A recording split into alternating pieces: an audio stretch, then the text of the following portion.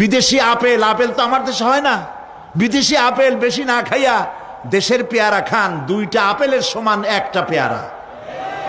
Coke 7 up ইহুদিদের পণ্য না খাইয়া 1টা ডাব খান। আর বড় সাইজের পাঙ্গাস না খাইয়া চেলা পুটি এগুলো খান, কি হবে? এগুলোর মধ্যে রয়েছে ফসফরাস, খাইলে পরে চোখের দৃষ্টি বাড়তে থাকবে, হার্ট অ্যাটাক করবে না, স্বাস্থ্য ভালো হবে। স্বাস্থ্য ভালো হওয়ার অর্থ পেটটা বিশাল আকারে হওয়া না, পেটটা ছোট হওয়া, সিনাটা চওড়া হওয়া, এইটার নাম স্বাস্থ্য ভালো। সেই জন্য আল্লাহ রাব্বুল আলামিন এই পৃথিবীতে মানুষগুলিকে সুন্দর করে সৃষ্টি করে তার খাওয়া, চলা ফেরা, ওঠা বসা সব কিছুকে একটি নিয়মতান্ত্রিক পদ্ধতিতে পরিচালিত করেছেন।